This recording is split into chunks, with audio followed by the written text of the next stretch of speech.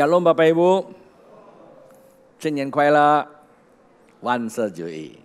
Sini Kuilek, Wanse Jui. Itu bahasa Teochew. Sini itu tahun baru, ya tahun baru. Kuilek artinya lek itu kehidupan, ya. Lek kehidupan terbuka, kehidupan baru. Wanse Jui. Buan itu berarti apa? 10.000, ya beribu-ribu. Ban-ban kamsia kan ya. Buan-buan jui artinya beribu-ribu masalah, tidak ada masalah bagi anak Allah.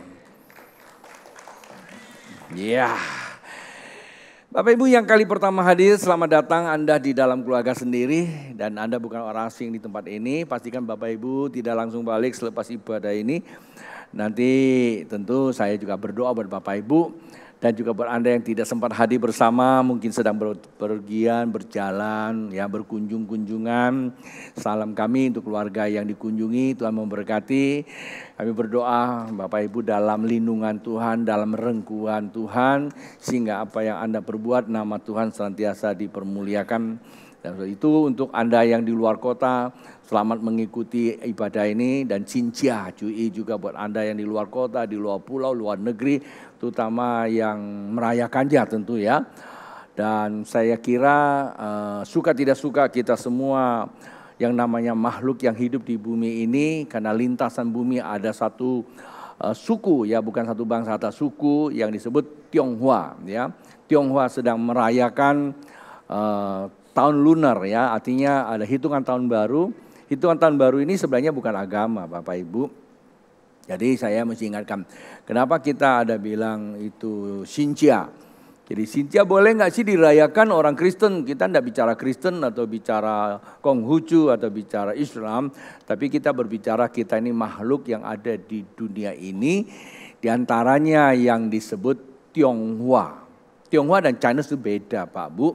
Chinese itu kepada satu dinasti Qing terakhir, Tiongkok itu ada namanya kerajaan Qing. Nah dari situlah mulai dikenal namanya Qing atau Chinese. Kalau Anda tanya saya, are you Chinese people? No, ya aku bukan. Tapi kalau Anda bilang aku Zhonghua-zhen, yes, oke, saya orang Tionghoa bisa, ada keturunan memang betul. Walaupun sekian persen ya kelahiran saya adalah Indonesia murni, bangsa saya dari Indonesia. Tapi suku ya memang ada campuran sedikit ya. Berapa banyak saya tidak tahu, nanti tes DNA-nya aja. Tapi saya katakan Tionghoa. Nah kata Tionghoa itu mengacu kepada suku ya. Jadi hari ini saya mau sedikit jelaskan karena ini kan hari Xinjia kan. Pasti banyak yang merayakannya. Jadi mengerti kenapa mesti merayakan. Boleh nggak sih? Boleh-boleh aja karena ini bukan agama gitu loh. Namun ya kalau Tiongkok, Chinese itu Tiongkok negara. Maka ada bilang siapa Anda? Zhonghua-zhen, Zhonghua-zhen ya. Tapi kalau umpamanya ada tambahan Zhonghua-zhen Ming Kung Fa Kwa. Nah, itu Zhonghua-zhen Ming artinya orang Tionghoa tapi dalam sebuah perkumpulan Republik Tiongkok. Zhonghua Kwa, nah, itu udah negara. Nggak ada urusan sama saya, ya nggak ada urusan sama saya. Karena saya Zhonghua-zhen, ya. Tionghoa itu apa itu Tionghoa? Tionghoa itu Zhong itu tengah, Hua itu taman. Jadi orang Tionghoa itu nenek moyang kita itu mengidentitaskan diri sebagai Tionghoa, orang yang hidup di taman tengah-tengah. Saya kira Alkitabiah banget ya. Taman tengah-tengah, taman apa? Ya taman Eden. Dari mana kita bisa mengerti itu? Dari hurufnya. Nah kita coba lihat ya. Bapak Ibu hari ini saya sedikit memberikan pencerahan secara mitologi Tiongkok kuno. Saya belajar sedikit tapi saya bukan ahli. Saya punya teman dia sekolah S3-nya di Chinese. Dia pernah share sama saya. Dan ada banyak hal. Memang betul ya bahwa Alkitab dengan huruf Tionghoa itu ada banyak kolerasinya. Nah, Anda tahu bahwa ini huruf sering kita jumpai saat waktu kita ada Xinjia. Dan kita semua juga mengakui bahwa huruf ini disebut apa? Hok. Hok itu hoki. Hoki itu artinya rezeki ya, rezeki. Kalau kita lihat ini hoki, rezeki. Nah, sebenarnya simbolisasi dari hoki itu terdiri dari 3 elemen pokok. Elemen pertama yang sebelah kiri yang begini itu namanya sen. Sebenarnya itu salib, ada manusianya. Ya, ini sen ya. Sen itu berarti Allah. Ya, ini sebenarnya gambaran salib dan manusianya. Salib yang ada manusianya tersalib. Salah nggak sih kalau ada salib ada manusianya? Jangan dicabut. Orang karismatik memang cabut aja manusia ditengking katanya berhala. Ada jin di salib itu hanya orang yang nggak ngerti ya. Termasuk orang karismatik juga nggak ngerti. Boleh nggak? Boleh-boleh aja. Itu kan simbolisasi. Ya cuma salib aja ditaruh, siapa yang disalibin? Ya, atong apa yang salibin? Ya simbol aja sih boleh aja. Sebenarnya orang Tionghoa itu sudah paham. Itu namanya Sen Allah. Lalu ini atas itu I kan satu. Ko itu mulut. Nah, memang kalau manusia itu disimbolkan mulut. Manusia hidup itu kan makan gitu loh ya. Jadi satu manusia ya. Iko berarti satu manusia. Nah, ini yang segi 4 ini bicara kehidupan, taman ya, kehidupan. Namanya apa? Kebun atau tien atau kehidupan. Jadi kalau saya rangkum jadi satu, manakala seorang manusia hidup di kehidupan ini direngku oleh apa? Sen Tuhan, maka secara utuh disebut apa? Fuk atau kelimpahan. Pak Bu, sebenarnya Allah kita itu Allah yang disebut apa? Kelimpahan.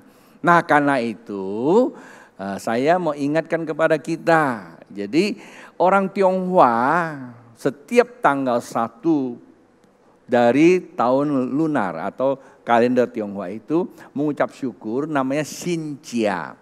Xin itu adalah baru, Jia itu musim. Kita sedang memasuki musim. Saya pernah diminta beberapa kali dalam memberikan seminar ini, ya ada satu gereja besar di Jakarta, ya di Serpong ya.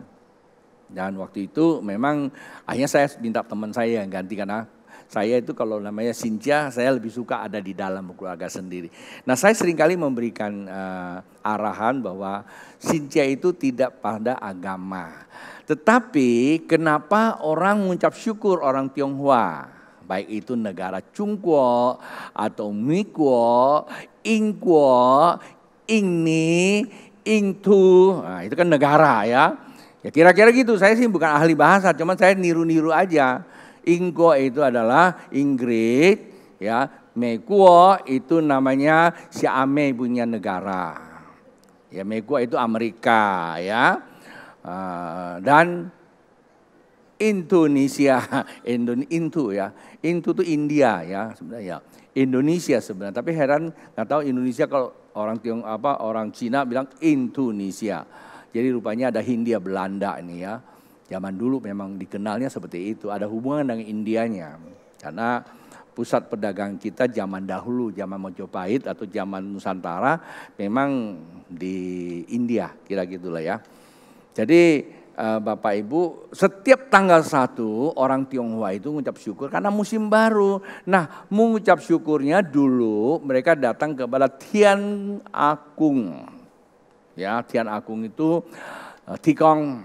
Ya, kalau banyak orang Tionghoa yang belum kenal Tuhan Yesus pasti Pai Tikong. Ya, kapan tanggal ya malam tuh. Jamnya jam 00 biasa dulu kami itu pagi-pagi kita udah pergi ya. Tiam hio kui iu ya, kui tiu tiam hio tiam teng kui iu artinya apa? Pergi bersembayang, cari paling besar dia punya hio, cari paling besar lampunya. Apa sih? Perbuatan itu simbol tetapi menyatakan hati kamu loh kepada Tian. Ya, walaupun dalam sudut pandang kita itu keliru buat kita, tapi buat mereka nggak keliru. Silakan aja. Tapi kalau kita ini disebut keliru mereka, lalu kita yang benar. Lalu benarnya kita datang ke Tuhannya kapan? Ya kan? Mestinya pagi-pagi tuh ya, kalau bisa pada pertukaran jam ya, kita sudah bilang ya Tuhan terima kasih kepada Tuhan. Nah karena orang Kristen Tuhannya siapa? Ya sudah diajarkan beberapa minggu lalu, Yesus Kristus adalah Tuhan dan Allah, Raja semesta alam. Jadi itu ucap syukur, boleh nggak? Boleh aja. Walaupun suku apapun ya nggak salah ya, agama apapun ya nggak salah ucap syukur terima kasih. Tapi pendekatan ke atasnya sesuai dengan pemaknaan dia. Pemaknaannya gini, setiap keyakinan punya makna Tuhannya siapa. Nah kalau Anda dan saya, kita memaknai bahwa makna sesuai dengan kebenaran loh ya. Kita tidak hanya memaknai aja. Tapi makna sesuai kebenaran adalah Yesus itu Tuhan. Jadi kita mengucap syukur kepada Yesus bahwa oleh Dialah kita mempunyai hidup. Nah kita coba lihat nih ya, ayat ini kita baca dulu Bapak Ibu ya, buat Anda semua yang hari ini. Nah ayat ini memang tidak terlalu ini ya, maksudnya sering gitu, nggak familiar, maksudnya familiar banget lah, ayat ini sering dibacakan. Tapi kita mesti tahu ayat ini sebenarnya merupakan sebuah, apa ya kalau saya bilang, suatu pembuktian kebenaran di mana ada permulaan awal dan ada permulaan pertengahan. Dan nanti ada permulaan akhir. Permulaan awal itu Tuhan menciptakan Adam dan Hawa. Ya, seluruh rangkaian kehidupan ini dibentuk oleh Tuhan, ya. Kemudian di Taman Eden dia membentuk seluruh kehidupan, lalu harus ada orang yang mengelolanya. Lah yang mengelola itu siapa? Ya pastilah manusia, itu nenek moyang kita. Nah, nenek moyang kita itu sebenarnya adalah makhluk roh. Ya, makhluk rohani, kata roh itu berarti mengacu kepada suatu objek. Tetapi kalau kita bicara rohani, ini disebut apa? Spiritualitas. Spiritualitas berarti apa? Roh yang sudah membentuk fisik. Maka disebut apa? Transendental. Sesuatu yang tidak kelihatan tapi terkondisi ya menjadi kelihatan. Kalau kita mengacu kepada fisika yang disebut energi, terkondensi menjadi materi. Nah, susah kan dimengerti kan kalau saya udah ngomong gitu. Kita ini semua materi. Asalnya apa? Energi, ya. Nah, sama gitu loh. Manusia itu adalah makhluk rohani, ya. Asalnya itu roh. Rohnya siapa? Rohnya Tuhan. Maka dihembuskan kemana? Ke debu dan tanah. Sebenarnya kita ini cuman hanya seonggok tanah aja tuh, ya. Tetapi oleh karena Allah punya hasrat. Kenapa Allah punya hasrat? Hasrat itu bicara hati, ya. Allah punya ide bahwa alam semesta ini harus ada orang yang mengelolanya. Ya, maka yang disebut orang berarti terdiri dari tiga bagian, ya. Namanya tiga bagian. Sebenarnya itu Tritunggal. Dan itu menggambarkan Allah sendiri, ya. Karena alam semesta ini fisik. Benda-benda yang kelihatan perlu juga dikelola oleh sesuatu yang kelihatan, atau manusia. Nah, manusia tidak diambil seutuhnya dari dunia ini, tapi hanya diambil sebagian, yaitu tanah. Lalu di dalam manusia itu ada namanya Roh Allah. Nah, Roh Allah punya pikiran Allah. Maka disebut tiga bagian, pikiran dan perasaan dan kehendak, atau pikiran atau jiwa, roh, jiwa dan tubuh. Jiwa dan roh asalnya dari sorga, itu dari Tuhan. Tubuh dari bumi ini. Mana lebih besar? Dari bahasa secara linguistik aja kapasitinya udah 3, roh dan jiwa. Berarti kalau kita polling udah menang dulu ya, 21. Masuk 21, ya, satunya cuma di bumi, 2-nya di sorga. Kasih tahu kiri kananmu, maka kamu ada di Mazmur 21. Cuman 1 di bumi. Jangan nanti kebalikan, yang 2 di bumi, pelitnya 2, ya. Royalnya cuma 1. Miskinnya 2, kayanya cuma 1. apalagi suksesnya 1, tapi susahnya 2. Enggak, kita suksesnya 2, kadang-kadang ada susah cuma 1, masih ada surplus gitu. Tahun ini semua surplus bilangin. Aminnya kurang kencang ya. Orang suka loh dengar gitu-gituan loh. Bener. Saya diundang jauh-jauh ya. Pada orang-orang tua itu dengerin ya kan. Itu ceramahnya bener itu. Ya, ceramahnya bener. Tapi kadang-kadang kita udah sering dengar gitu ya. Ini sudah banyak dengerin. Ceramahnya bosan kali ya. Padahal makan enggak bosan. Makan untuk kenyang. Tapi kebenaran itu bukan untuk kenyang, tapi untuk hidup Pak, Bu. Perlu didengarin terus. Kalau nggak pernah didengarin terus, maka kita akan kecenderungan hidupnya menjadi liar. Kekristenan kita cuma sekadar agama, kewajiban. No, kekristenan bukan sekadar agama dan kewajiban. Tapi kekristenan itu adalah kehidupan. Karena apa? Kehidupan spiritual. Allah yang transenden menjadi imanen. Ada di dalam Anda dan saya. Nah itu Taman Eden. Tujuannya apa? Tujuannya menghadirkan Allah di tengah bumi. Ada 2 konteks kehadiran Tuhan di dalam manusia. Pertama, memperlihatkan wajah Allah, maka gambar Allah. Bapak Ibu dengan saya ada di bumi seharusnya menggambarkan Allah. Coba lihat kiri kananmu, udah belum? Nanti ya kalau ini bukan seminar, hari ini saya mau singkat-singkat aja, saya tahu masih ada banyak berkunjung kok. Pagi tadi setengah jam selesai gak saya selesaikan. Ini ya paling-paling juga segitulah, paling lebih-lebih lagi 2 jam gitu ya. Ya. Jadi hadirnya manusia itu bukannya kita ini nggak sama binatang. Kita ini adalah Allah yang lahir di tengah kehidupan, maka disebut kita ini sama dengan Allah. Ya, sama dengan Allah. Cuman bukan Allah gitu loh, ya. Ya, itu mesti diketahui dulu. Nah, hadirnya Anda dan saya, bagaimana orang bisa lihat Allah yang transenden, yang tidak kelihatan? Saya kalau ngomong ini nggak enak bener ya. Karena ini direkam dan disiarkan. Kita lebih suka ya lihat hal-hal transendental. Tapi namanya yang jelek punya, yang negatif. Ada roh jahat, transenden juga. Dia akan memenuhi manusia lalu demonstratif. Ya, apalagi hari-hari ini pasti Anda akan banyak lihat. Tapi suka loh. Saya mau kasih tahu. Kalau Anda tidak penuhan energi keilahian dan bisa terjadi loh transisi loh. Karena Anda suka. Suka itu mempengaruhi mindset dan itu akan masuk. Ya, dia nggak langsung mengendalikan kamu, tapi mengendalikan jiwa kamu. Siang kenangan, malam impian. Lama-lama apa? Menjadi konstruktif. Terbangun oleh sebuah mindset yang keliru. Hidup sebagai anak Tuhan, tapi pikirannya hantu. Banyak itu kejadian sebegitu. Benar, saya mau kasih tahu terus terang aja.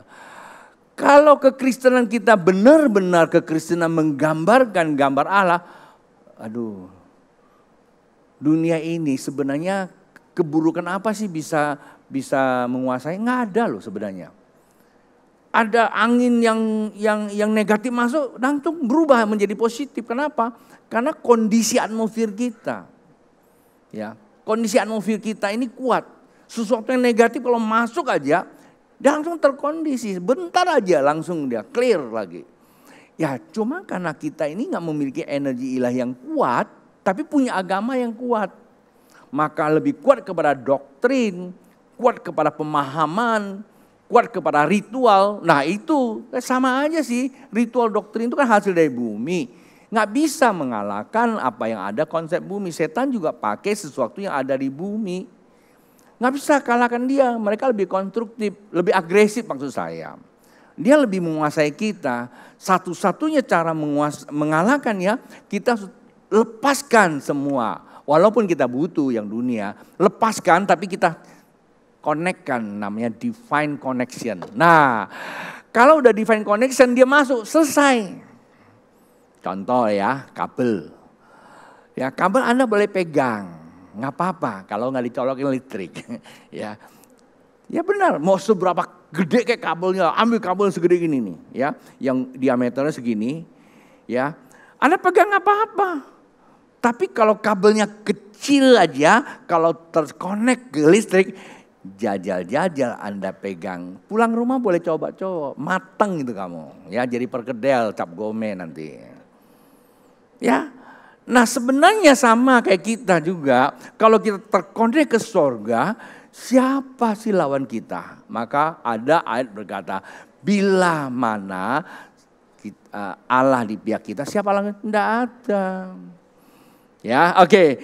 Ayat ini berkata demikian, ini ada kerusakan di Taman Eden yang begitu luar biasa Allah kita yang tidak bisa dilihat oleh mata, maka dilihat oleh manusia pertama Adam dan Hawa, menggambarkan Allah. Nah, ada tujuannya. Ngapain jadi Allah saja? Walaupun bukan Allah tapi sama serupa dengan Allah. Tetapi menguasai alam semesta ini. Tuhan kasih tugas loh, mandat ilahi.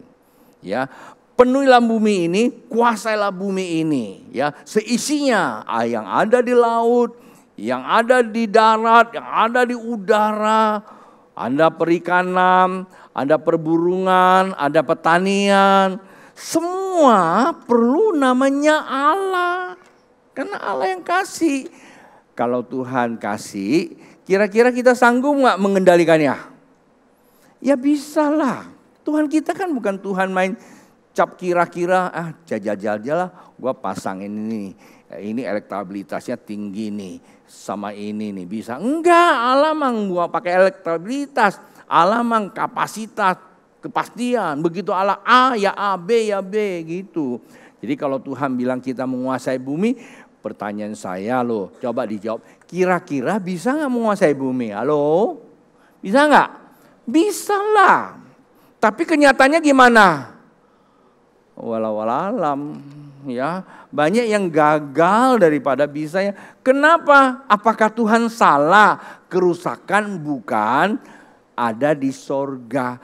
Kerusakan adanya di mana? Nih, ya mindsetnya. Maka itu jangan terlalu ditebelin kayak saya, ditipisin sedikit biar agak cepat ke atas. Enggak. Itu bukan pengajaran, itu guyonan aja. Nanti yang botak semua senang, wih langsung surga nih ya. Besok dibotakin ya, emang jadi biksu lagi kita semua. Nyinggung sedikit agama orang lagi ya. Enggak. Artinya cara berpikir kita itu yang penting. Bukan apa yang kita bisa buat, tapi apa yang dipikirkan Tuhan ada dalam pikiran kita. Nah, kenapa tujuan kita menguasai bumi ini disebut merajai ya. Hamdawa artinya merajai, maka kita ini disebut rajanya di bumi ini. Ada disebut apa? Imamat rajani. Imamat hubungan dengan Allah, raja hubungan dengan bumi. Ini ada pencerahan Bapak Ibu. Tolonglah dicatat, tolonglah dihafalin. Supaya nanti jangan kita itu menghadapi suatu kenyataan kita nggak galau, kita siap menjelaskannya gitu loh ya. Nah, imamat itu berarti apa? Imam kan? Imam itu hubungan sama siapa? Hubungan dengan Tuhan Allah. Kalau raja hubungan sama siapa? Ya hubungan dengan kehidupan, memerintah kehidupan. Namun manusia ini diberikan apa namanya free will, hak bebas. Nah, karena hak bebas ini, bayangin loh Taman Eden itu belum ada handphone. Itu aja sudah ada hoax. Ya, datanglah si ular. Handphonenya mungkin ular ya. Bukan ular setan, enggak. Ular itu bukan setan ya. Ular itu saya anggap handphone lah ya, gadget gitu lah. Dalamnya ada materi. Materinya dari si setan ya. Maaf ya yang luar margatan. Iblis lah ya, nggak enak banget. Datanglah si iblis ya, pakai handphone, pakai si ular. Nah ular ini ya kesukaan manusia. Nah sekarang kesukaan manusia apa? Jujur, siapa yang nggak punya handphone? Nanti dikasih handphonenya, ayo. Siapa yang nggak punya? Angkat tangan. Tuh, saya punya 2, punya 3, semua punya kan? Ya. Boleh nggak gadget? Boleh, nggak salah. Tapi hati-hati bisa-bisa seperti ular nanti ada materi masuk.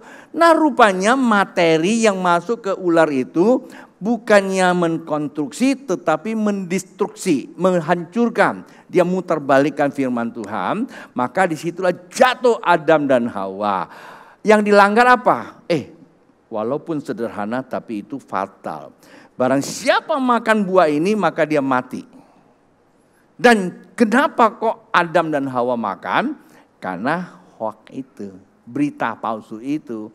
Ada kabar baik, ada kabar buruk. Nah biasanya kabar baik kurang disukai. Maaf, kecenderungan. Tahukah Anda, tahun ini ada pesta minimal 26 makhluk gaib akan berkeliaran, semua gembira, tiket jadi naik. Ya Pak ya, sekedar menyaksikan makhluk tersebut. Saya nggak bilang setan loh ya. Maaf, ada yang suka-suka itu. Dan ada ratusan yang kotek-kotek-kotek itu. Apa itu? Saya nggak tahu juga. Semua tertarik.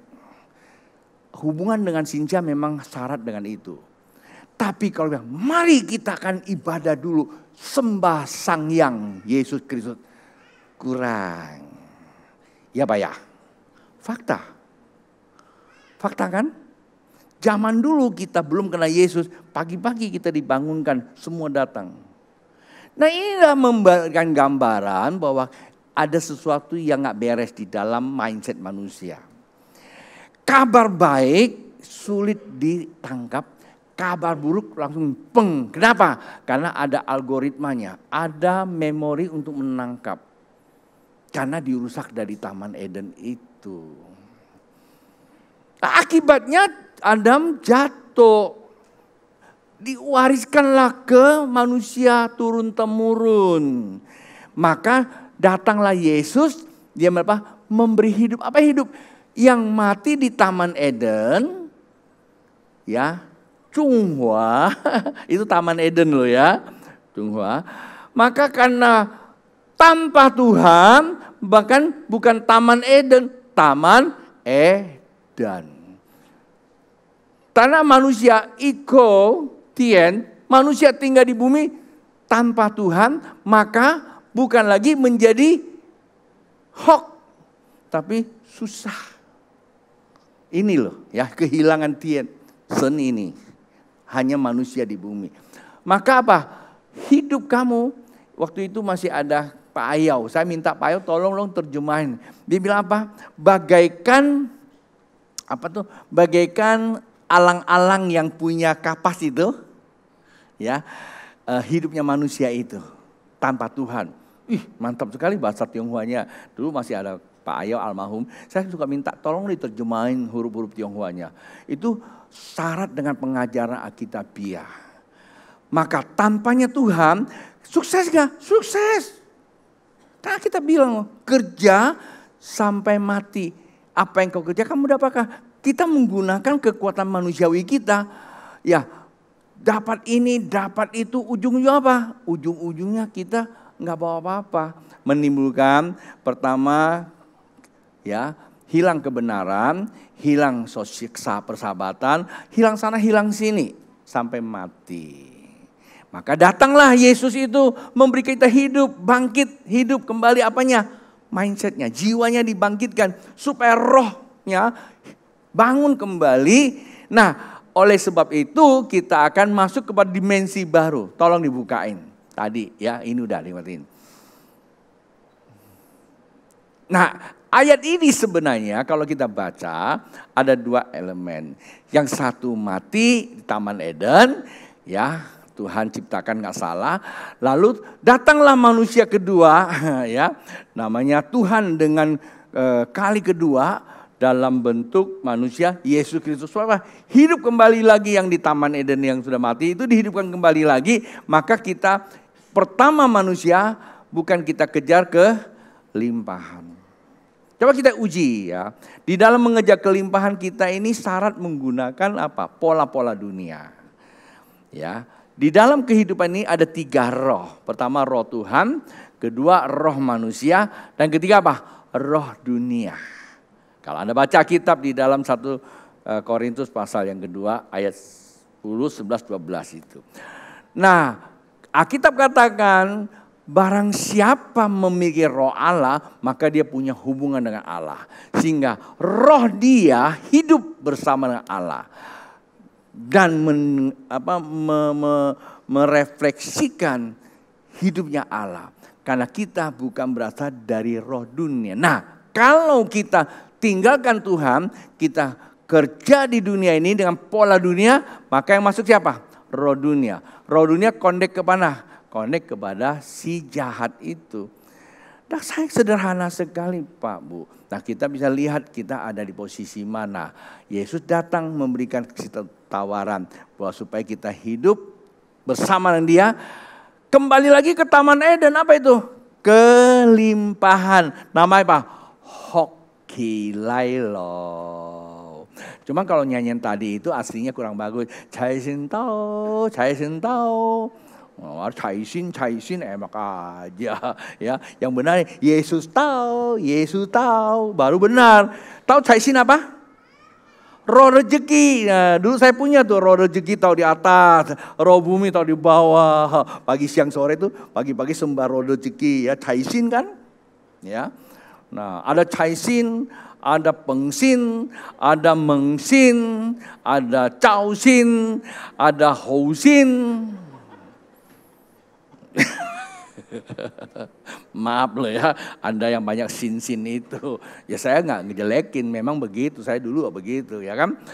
Nah gara-gara itu jadi nanti saya dibully lagi. Ya, tolong nggak ganggu agama. Bukan agama, ini kepercayaan para roh-roh jahat itu loh ya. Nah bagaimana kita bisa hidup di dalam kelimpahan? Nah tadi saya kuncikan kembali bahwa Allah itu memberi hidup. Apanya yang mati? Apa yang mati? Halo? Apa yang mati? Jiwanya. Ya. Nah, di dalam jiwa kita ada jiwanya Allah, ada pikiran Allah. Saya akan bertanya nih, coba dijawab. Esensi kealahan atau sifat hakiki Allah apa? Halo? Sifat hakiki Allah apa? Saya lihat nih bro nih. Walaupun Anda di situ saya bisa lihat kok. Sifat hakiki Allah apa? Kasih itu betul. Wih, pagi tadi gue nanya lama orang jawabnya, takut saya jebak ya. Betul. Sifat hakiki Allah itu kasih. Bila mana kita hidup, yang kita hidup dalam kita ada apa? Ada kasih. Pertanyaan saya yang kedua, mengapa Tuhan bilang tidak baik manusia hidup seorang diri? Kenapa? Karena pada dasarnya kan manusia kasih. Kalau sendiri bisa nggak dioperasikan kasihnya? Enggak, kalau sendiri namanya apa? Ego. Kamu makhluk ego atau makhluk kasih? Makhluk kasih. Ntar lagi nih habis ini kan kita perlu berkunjung-kunjungan. Namanya apa? Kita sedang berkunjung, namanya relasi dengan apa? Materinya apa? Kasih. Maka datang berkunjung ya ke yang tua bawa angpau. Ke yang kecil bawa angpau. Yang sama-sama kamsia-kamsia aja. Ya agak sedikit masalah sih. Kalau anaknya cuma satu. Ponakannya ada 20. Yang gak tertawa gak ngerti dia. Anak cuma satu. Ponakan 20. Wah Pak Pok. Ya angpau keluar 20 dapat cuma satu. Nggak, ini guyonan aja kok. Ya, nah kalau kita udah mengerti bahwa hakikat Allah sifatnya adalah kasih, berarti Anda dan saya hidup kan? Yang hidup apa? Kasih. Tanda kasih pertama adalah ke atas, yang kedua apa? Sesama. Ya, maka ada ayat ini, coba kita lihat. Berikutnya. Ya saya berikan skematikanya begini nih ya. Tadi pagi nggak ada, jadi saya lupa gitu. Jadi terus dibuka aja, skematikanya begini. Ini kehidupan ya, ini dunia, kehidupan manusia. Kristus manusia, kehidupan dunia. Setan mati ya kan, Kristus hidup ya. Terus lagi. Nah, kalau kita hidup bersama Kristus, manusia punya kehidupan, tapi di atasnya apa? Ada kelimpahan. Dunia penuh apa? Penuh kemuliaan Tuhan. Dunia butuh kita loh. Ya, maka dikatakan Hidup bercahaya bagi kehidupan. Dunia itu gelap sebenarnya. Perlu ada manusia untuk meneranginya dalam konteks spiritual ya. Tapi kalau kita tidak hidup, maka kita mati bersama setan, maka kita kepada kematian kekal. Dunia ini jadi gelap. Satu aja manusia gak punya Tuhan. Udah gelap. Contohnya gimana? Contoh sederhana, kita parkir banyak nih. Satu aja nggak punya Tuhan, berarti nggak punya kasih. Wah, langsung keluar aja dia sembarangan. Kacau nggak? Kacau ya. Coba satu aja sini ya, yang nggak punya Tuhan, nggak punya kasih. Dia teriak seenaknya aja. Kacau nggak? Kacau. Ini contoh-contoh sederhana. Lalu karena manusia hidup punya kasih, kita turunkan satu lagi ayatnya berikut. Yohanes pasal 14 ayat 15 berkata, jikalau kamu mengasihi aku, kata Tuhan, pertama ke atas dulu, kasih kepada Allah, dan kamu akan menuruti segala perintahku. Segala perintahku. Perintah pertama apa? Kalau Alkitab kasih Allah, jangan ada gambar Allah lain. Ya, boleh enggak? Kemarin ada yang tanya saya, lu kok di bawah banyak patung Pak? Padahal kan kita bilang nggak boleh ada patung lain. Iya, itu lain apa? Yang disebut gambar lain itu maksudnya apa? Gambar monyet, ya, gambar yang lain-lain. Kalau kamu sembah, ya. Tapi kalau itu sudah disimulisasi gambar Yesus, boleh nggak sih tahu di bawah? Ya boleh aja. Saya sembah boleh nggak? Lalu sembah sampai monyet bertanduk juga nggak ada apa-apa, ya. Capek lu sendiri aja sembah Yesus. Tapi mau simbol silakan aja sih. Gak ada salah-salah banget. Ya, itu gak ada larangan. Larangan Tuhan tuh jangan ada gambar lain. Apa? Pikiran lain daripada Allah. Ya, itu mesti ngerti. Nah, kamu akan menuruti apa? Segala perintahku. Perintah Tuhan itu mengasihi dia. Mengasihi apa? Yang ketiga. Memelihara hari Sabat. Apa itu hari Sabat?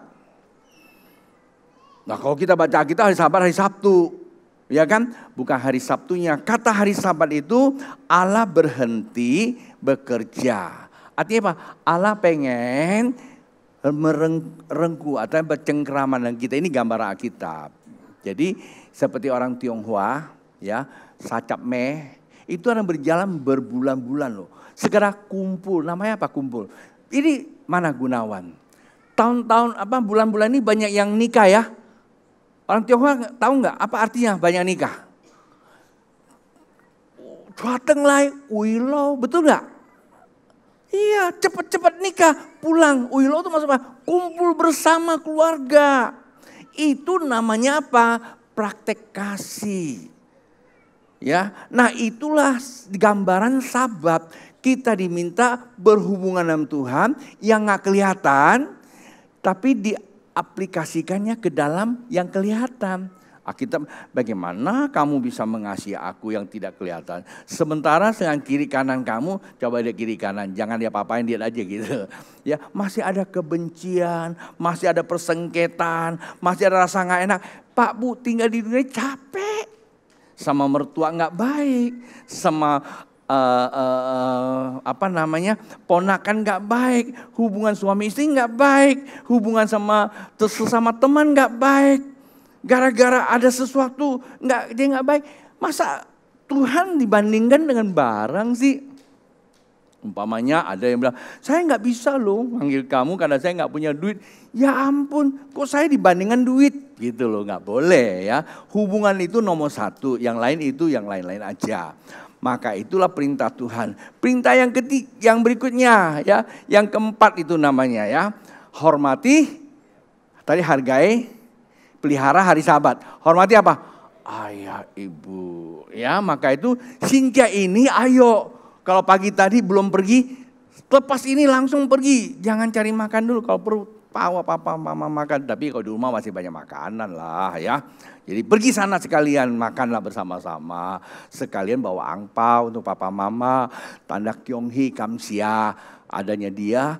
Kasih kita kepada orang tua, kita menarik kasih Bapak pada orang tua. Potensi-potensi Allah yang pada orang tua itu akan mengalir. Saya mau pastikan, enggak semua orang tua potensinya sudah dikembangkan. Masih ada dalam diri orang itu. Maka kitalah yang berkewajiban untuk menarik dia. Nah itu yang disebut apa? Pengurapan double porsi. Ya, Allah orang tua kita, pewarisan. Ya, buat Anda yang sudah punya penghasilan, kalau nggak punya penghasilan ya nggak apa-apa lah, nggak usah. Ya, nggak punya penghasilan justru kamu minta angpau sama orang tua. Apa, wah botan kini ya, bunga cikoa, apa ya si boloi, tapi leh ya ului dah, leh ya cek pecai, pun le ngocap cai lah. Ya ini zaman dulu begitu, namanya dalam rengkuhan keluarga. Ngerti ngerti nggak apa-apa, tanya samping kiri kanannya aja. Oleh sebab itu saya tutup dengan ayat ini, nah, ayat ini nih ya. Roma pasal 8:28 kita suka ngeklaim loh. Ini ya. Makanya berapa? Kita tahu sekarang. Kata tahu itu berarti pemaknaan Pak Bu. Kita memaknakan since itu apa? Memaknakan agama itu apa? Kalau maknanya salah, keliru, maka semuanya bermasalah. Kita maknakan bahwa kita dalam Tuhan ada hidup, maka tidak ada persoalan dalam hidup. Kenapa? Karena yang memegang hidup ini adalah Tuhan Allah. Kalau yang pegang kehidupan adalah Tuhan Allah, ada masalah apapun kemana saya pergi? Ya cari Allah lah. Ya kan? Allah bicara kepada kita. Saya mau tanya, Allah masih berbicara sama kita gak sih? Bicara hati kamu. Oh saya gak bisa dengar suara Tuhan loh pastor. Nah saya ajarin hari ini Anda dengan suara Tuhan.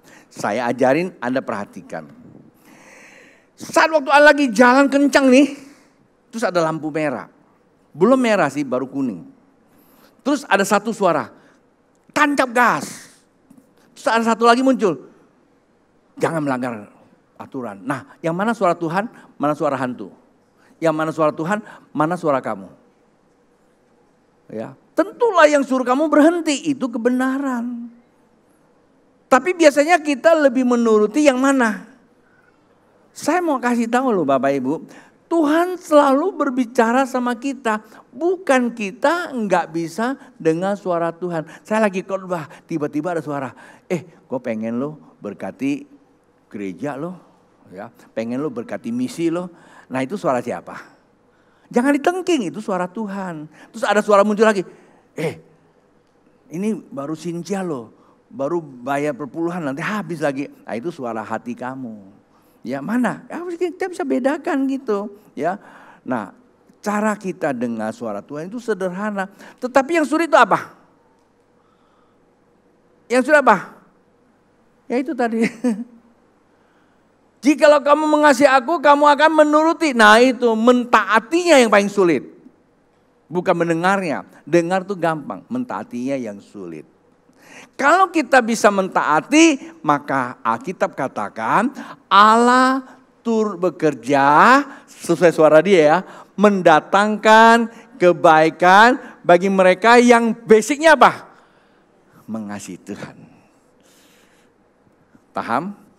Dan itulah hoki, itulah rezeki dalam tinjauan bahasa Tionghoa dari filosofi China atau Tionghoa kuno, mitologi Tionghoa menggambarkan kata hoki itu seperti yang saya sampaikan.